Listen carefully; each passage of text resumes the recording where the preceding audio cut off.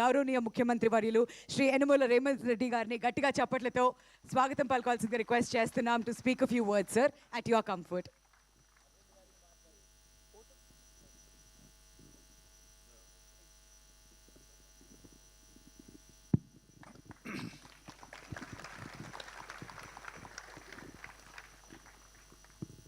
అల్లు శ్రీనివాస్ ప్రారంభోత్సవ కార్యక్రమానికి ఆహ్వానించి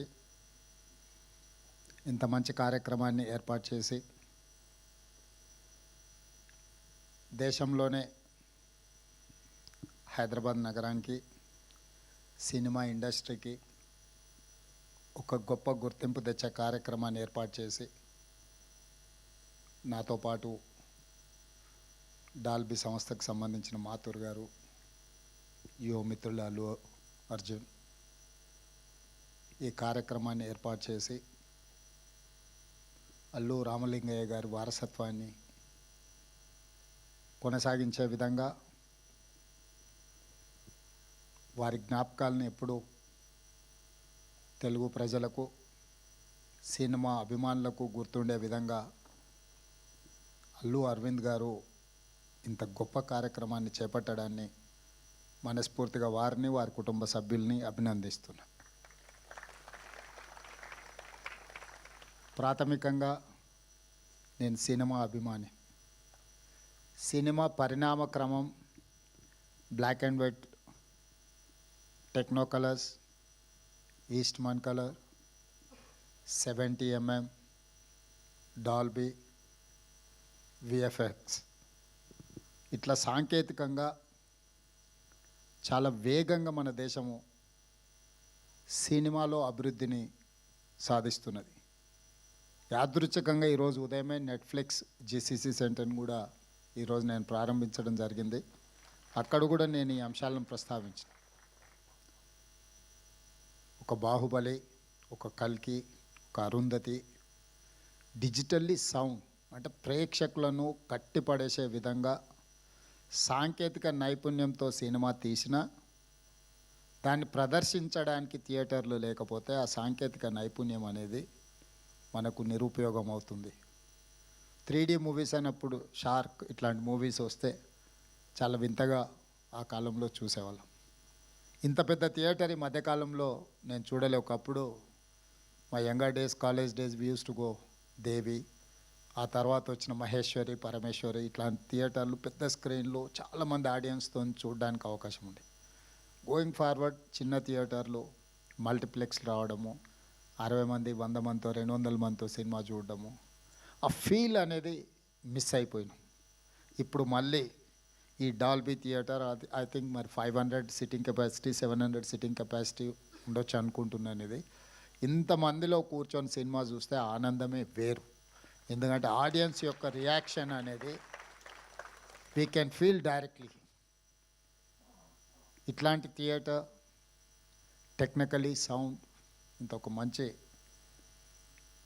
థియేటర్ని ఇక్కడ వీరు చేయడం, దీని వెనకాల చెన్నై నుంచి ఇండస్ట్రీ ఆంధ్రప్రదేశ్ హైదరాబాద్కి తరలించినప్పుడు ఆనాడు ఎన్టీ రామారావు గారు, నాగేశ్వరరావు గారు, రామనాయుడు గారు, అదేవిధంగా సినిమాలో అడ్వెంచర్స్ చేయాలి అని అంటే ఆ రోజుల్లో పద్మాలయ స్టూడియోస్ నటశేఖర కృష్ణ గారు సినిమా అడ్వెంచర్స్ ఫస్ట్ కలర్ మూవీ తీయాలన్నా, 70mm మూవీ తీయాలన్నా రకరకాల experiments, adventures with lot of efforts ఆ రోజు కృష్ణ గారు చేసేవాళ్ళు. కృష్ణ గారు ఒక సంవత్సరంలో 15-16 సినిమాలు హీరోగా నటించి రిలీజ్ అయిన రోజుల నుంచి ఇప్పుడు 5-6 సంవత్సరాలకు ఒక సినిమా తీసే పరిస్థితి వచ్చింది. ఎందుకంటే నేను కృష్ణ గారి అభిమానిని కాబట్టి అన్ని వివరాలు నాకు తెలుసు. మేము అన్ని లెక్కలు పెట్టి వాదించేవాళ్ళం. నేను వనపర్తిలో చదువుకునేటప్పుడు సినిమాలు అక్కడ రిలీజ్ అయ్యేటివి కాదు. అయితే హైదరాబాదు లేకపోతే కర్నూలు ఇట్లా కొన్ని ప్రాంతాల్లోనే సినిమాలు రిలీజ్ అయ్యాయి. మొదటి రోజు చూడాలంటే వనపర్తి నుంచి కర్నూలు 100 కిలోమీటర్స్ లారీలో ప్రయాణం చేసి సినిమా చూసి వచ్చేవాడిని నేను. అంటే అప్పుడు బస్సులు ఫ్రీక్వెంట్గా ఉండేది కాదు. సినిమా టైంకి వెళ్ళి మళ్ళీ సినిమా చూసి మళ్ళీ వెనక్కి రావాలి అంటే లారీలు, హైవేస్లో ఎక్కువ లారీలు పోతూ ఉంటాయి కాబట్టి లారీ ఎక్కిపోయి మేము ఫ్రెండ్స్ కాలేజీలో ఉన్నప్పుడు సినిమా చూసి మళ్ళీ సెకండ్ షో సినిమా చూసి వెనక్కి వచ్చేవాళ్ళం. సో సినిమా అనేది మధ్యతరగతి వాళ్ళ మీద అత్యంత ప్రభావితం చూపిస్తుంది, మన లైఫ్ని ఇన్స్పైర్ చేస్తుంది.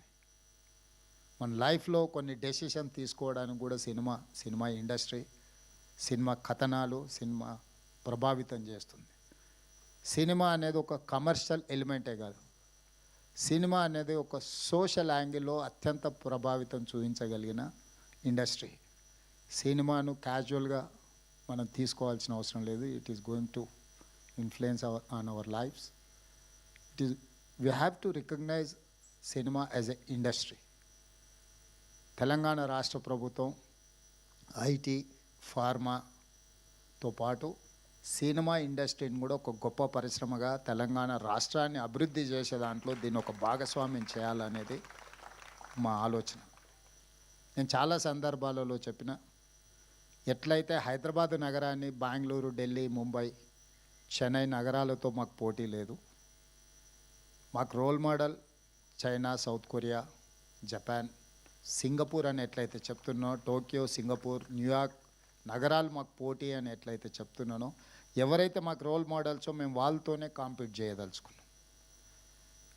తెలుగు సినిమా ఇండస్ట్రీ కూడా పక్కన కోలీవుడ్తోనో లేకపోతే శాండల్వుడ్తోనో లేకపోతే బాలీవుడ్తోనో కాదు, we have to compete with Hollywood. Hollywood movie చూడడం కాదు, హాలీవుడ్ మూవీ కూడా ఇక్కడ తీయాలి, ఇక్కడ ప్రదర్శించాలి. ఇక్కడ టెక్నాలజీ, అందుకే ఈరోజు నెట్ఫ్లిక్స్ ఓపెనింగ్ అప్పుడు కూడా ఐ టోల్డ్ దెమ్, మీకు ఏం కావాలన్నా మా గవర్నమెంట్ 100% సపోర్ట్ చేస్తుంది. నాలెడ్జ్ హబ్ క్రియేట్ చేసినప్పుడే ఇండస్ట్రీ అనేది ప్రమోట్ అవుతుంది. ఈరోజు కృష్ణానగర్ని మనకు చిన్న చూపు చూడవచ్చు, కానీ ఆ కృష్ణానగరే గొప్ప గొప్ప సినిమాలు ఇవ్వడానికి ఒక గొప్ప వేదికకు, ఒక బాహుబలి వచ్చిందన్న, ఒక పుష్ప వచ్చిందన్న, ఇట్లాంటి గొప్ప సినిమాలకు పనిచేసిన సాంకేతిక నైపుణ్యం ఉన్న కళాకారులు చాలామంది అక్కడ ఉన్నారు. ఈ ఇండస్ట్రీని తెలంగాణ రాష్ట్ర ప్రభుత్వం గుర్తించడమే కాకుండా ఈ ఇండస్ట్రీ పెరగడానికి అవసరమైన అన్ని సహకారాలు అందించడానికి ఈరోజు తెలంగాణ రాష్ట్ర ప్రభుత్వం సంసిద్ధంగా ఉంది. అందులో భాగంగానే ఇది అల్లు అరవింద్ గారు లేకపోతే వారి కుటుంబం నిజంగా ఒక కొడుకు ప్రయోజకుడు అయినప్పుడు తండ్రికి అత్యంత గొప్ప సంతోషాన్ని ఇస్తుంది. తాను సొంతంగా ప్రయోజకుడు అయినప్పుడు కలిగే సంతోషానికంటే పుత్రవాత్సల్యం కానీ పుత్రుడు ప్రయోజకుడు అయినప్పుడు ఎక్కువ సంతోషాన్ని ఇస్తుంది. ఖచ్చితంగా స్వర్గంలో ఉన్న అల్లు రామలింగయ్య గారు ఈరోజు అల్లు అరవింద్ గారిని చూసి తప్పకుండా వారి మనసు ఉప్పొంగుతుంది అని నేను భావిస్తున్నాను. సినిమాలో నటుడుగా నేను వారిని చంటబ్బాయి సినిమాలో అరవింద్ గారు నటించిన నాకు గుర్తుంది. సో వారు నటుడుగా కాకుండా పరిశ్రమలో ఒక ఇన్స్టిట్యూషనలైజ్ చేసిండు, ఒక వ్యక్తిగా కాకుండా ఒక సంస్థగా గీతా ఆర్ట్స్ కానీ కుటుంబంలో ఇప్పుడు అల్లు అరవింద్ గారు ఏదైతే బన్నీని, అల్లు అర్జున్ని లేకపోతే శిరీష్ని చూసి సంతోషపడుతున్నాడో, అంటే ఆయన సక్సెస్ కంటే కూడా ఆయన పిల్లల సక్సెస్ని ఆయన ఎంజాయ్ చేస్తున్నాడు.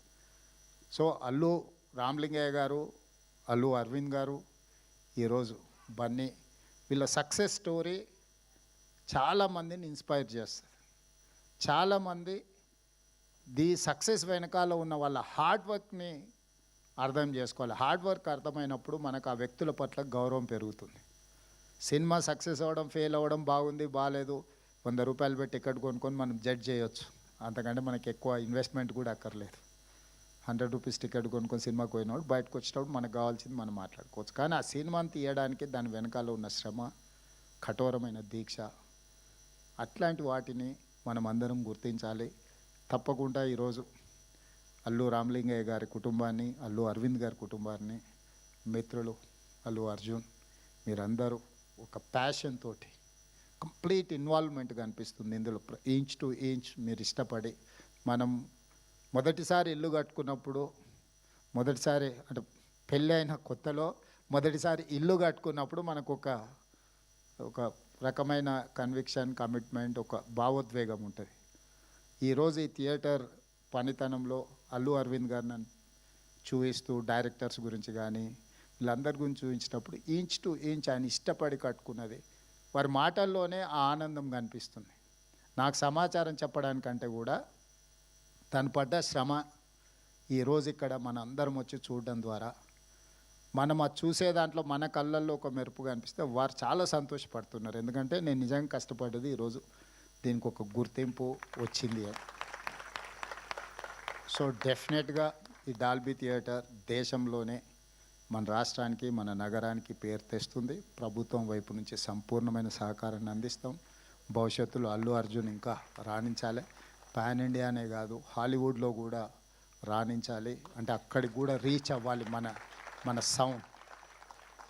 మనం ఇప్పటి వరకు తెలుగులో సినిమా తీస్తే హిందీ సినిమాతో పోటీ పడమని చెప్పుకునే వాళ్ళ కలెక్షన్స్లో నటించాల్సిన అవసరం లేదు. ఫైనాన్షియల్స్ వర్కౌట్ చేసిన టెక్నికల్గా మనం సౌండ్ వాటితో పోటీ పడి ఒక అవతార్ మూవీని టెక్నికలీ సౌండ్ అని వాళ్ళైతే జురాసిక్ పార్క్ని ఎట్లయితే అనుకుంటున్నారో ఆ సినిమాలతో పోటీ పడే విధంగా మన సినిమాలు తీయడం, మన సినిమా నటులు కూడా వాళ్ళతో పోటీ పడే విధంగా నటించగలిగినప్పుడు మనం హాలీవుడ్తో కాంపీట్ చేసినట్టే.